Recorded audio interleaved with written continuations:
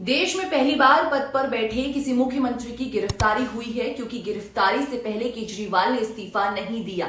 ED की team 21 मार्च की शाम 7 बजे केजरीवाल के आवास पर पहुंची थी। करीब 2 घंटे तक पूछताछ के बाद ईडी ने उन्हें गिरफ्तार कर लिया। दिल्ली शराब नीति मामले में ईडी ने केजरीवाल को गिरफ्तार किया है। इससे पहले दिल्ली के पूर्व डिप्टी सीएम मनीष सिसोदिया और राज्यसभा सांसद संजय सिंह गिरफ्तार हो चुके हैं। दोनों अभी भी न्यायिक हिरासत में हैं। अब सवाल ये उठता है कि 21 मार्च की ही तारीख क्यों चुनी गई केजरीवाल को गिरफ्तार करने के लिए। एडवोकेट विनीत जिंदल बताते हैं कि सीएम अरविंद केजरीवाल को 9 बार ईडी ने समन जारी किया था। उन्होंने एक भी समन का जवाब नहीं दिया। इस बीच ईडी के 17 मार्च के समन के खिलाफ अरविंद केजरीवाल दिल्ली हाईकोर्ट पहुंच गए। उन्हें ईडी ने 21 मार्च को पेश होने के लिए कहा था, लेकिन केजरीवाल ने हाईकोर्ट से मांग की कि वो ईडी को निर्देश दे कि उनके खिलाफ कोई दंडात्मक कार्रवाई ना हो। याचिका में उन्होंने कहा था कि अगर वो जांच एजेंसी के सामने पेश होंगे तो उन्हें गिरफ्तार ना किया जाए। हालांकि 21 मार्च को दिल्ली हाईकोर्ट ने उन्हें गिरफ्तार या दंडात्मक कार्रवाई से अंतरिम राहत देने से इनकार कर दिया। लेकिन आम आदमी पार्टी की तरफ से यह भी कहा गया कि कोर्ट ने अरविंद केजरीवाल की जो पिटीशन है उसे भी रद्द नहीं किया। मतलब ना तो ये कहा कि आपको गिरफ्तार नहीं किया जाएगा और ना ही अरविंद केजरीवाल की पिटीशन को रद्द किया। और इस वजह से ऐसे में ईडी के सामने ये साफ हो गया कि जिन सबूतों के आधार पर उन्होंने अरविंद केजरीवाल को समन भेजा है वो गिरफ्तारी के लिए काफी है। इसीलिए अगली तारीख का इंतजार किए बिना ही अरविंद केजरीवाल से पूछताछ शुरू की गई और फिर गिरफ्तार कर लिया गया। केजरीवाल लगातार कह रहे थे कि वीडियो कॉल के जरिए ईडी के सामने वो पेश हो सकते हैं और उन्होंने कई बार यहां तक आरोप लगाए हैं कि बीजेपी ईडी को चला रही है और ये उन्हें गिरफ्तार करने की एक राजनीतिक साजिश है ताकि उन्हें लोकसभा चुनाव से चुनाव प्रचार से रोका जा सके। हाई कोर्ट के फैसले के कुछ घंटे के बाद ही ईडी की टीम केजरीवाल के घर पहुंच गई। 2 घंटे से पूछताछ की और गिरफ्तार कर लिया। अरविंद केजरीवाल की गिरफ्तारी के बाद ही उनके वकील सीधे सुप्रीम कोर्ट के रजिस्ट्रार के घर पहुंचे ताकि मामले में तत्काल सुनवाई हो सके और अर्जी फाइल की है और गिरफ्तारी रद्द करने की मांग भी की है। अब रिपोर्ट्स के मुताबिक फिलहाल 22 मार्च यानी कि आज ईडी अरविंद केजरीवाल को पीएमएलए कोर्ट में पेश करेगी। इसमें अगर सुप्रीम कोर्ट गिरफ्तारी पर रोक लगा देती है तो केजरीवाल को बड़ी राहत मिल सकती है। अगर रोक नहीं लगती है तो फिर पार्टी जेल में कैबिनेट मीटिंग की अर्जी भी दी जा सकती है। कहां से शुरू हुआ ये पूरा मामला? ये पूरा मामला दिल्ली में नई शराब नीति में हुए कथित घोटाले से जुड़ा हुआ है।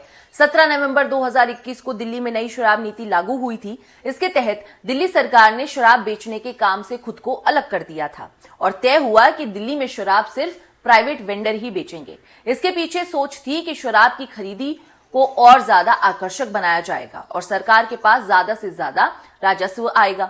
इससे पहले पुरानी नीति में ठेकों का लाइसेंस सरकार के पास होता था। सरकार द्वारा निर्धारित मूल्यों पर ही शराब व्यवसायी शराब बेच सकते थे। जब यह नियम सामने आया तो शराब बेचने वाले प्रतिस्पर्धा वाले मॉडल पर आ गए।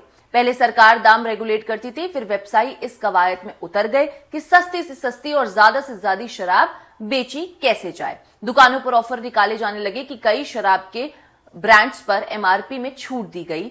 कई ब्रांड्स में 1 यूनिट के साथ 1 या उससे अधिक यूनिट फ्री में दी जाने लगी, यानी कि एक बोतल पर 1 या उससे ज्यादा मुफ्त में बोतल दी जाने लगी। जब यह शराब नीति लागू हुई तब मनीष सिसोदिया एक्साइज विभाग संभाल रहे थे, लेकिन शराब नीति लागू होने के कुछ दिन बाद ही इसमें गड़बड़ी के आरोप लगने लगे।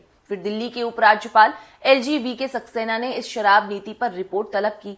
8 जुलाई 2022 को दिल्ली के मुख्य सचिव ने रिपोर्ट उपराज्यपाल को सौंपी।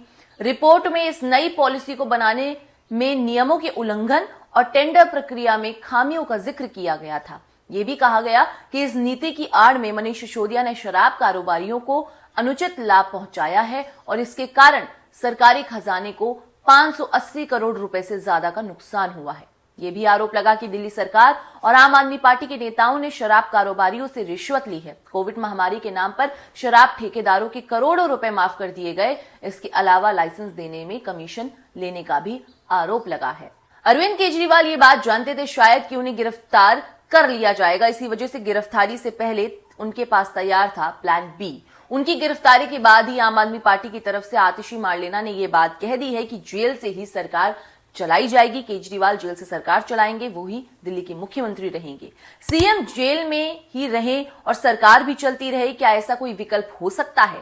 इस पर एडवोकेट विनीत जिंदल बताते हैं कि ये हो सकता है, क्योंकि जेल में रहते हुए सीएम अगर खुद सभी फाइलों पर साइन करें या फिर कैबिनेट मीटिंग लें तो वो काफी लंबा काम हो जाता है। सीएम से जनता के हित में फैसले लेने और कम से कम समय में बेहतर काम की उम्मीद की जाती है।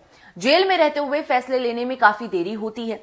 ऐसे में ये विकल्प भी है कि सीएम अपने किसी सीनियर मंत्री को डेजिग्नेट कर सकते हैं। सीएम के जेल में रहते हुए डेजिग्नेटेड मंत्री उनकी जगह फैसला ले सकते हैं।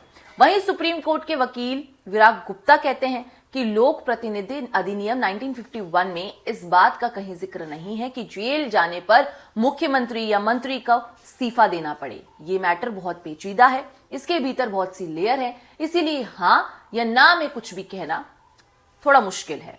आम आदमी पार्टी की अपील तो यही होगी कि केजरीवाल जेल से सरकार चलाएंगे, लेकिन क्या ऐसा होगा ये तो वक्त ही बताएगा, क्योंकि फिलहाल आज केजरीवाल कोर्ट में पेश होंगे। कोर्ट क्या निर्णय लेती है, सुप्रीम कोर्ट का क्या फैसला होता है, ये तो आज पता चल जाएगा, तस्वीर साफ हो जाएगी। लेकिन इतिहास में पहली बार कोई सिटिंग सीएम गिरफ्तार हुआ है, ये मेजर हेडलाइन है।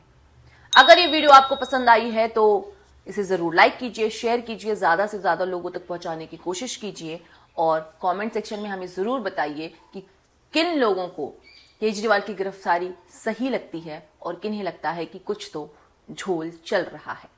और ऐसे ही खबरवती को ढेर सारा प्यार देते रहिए। शुक्रिया।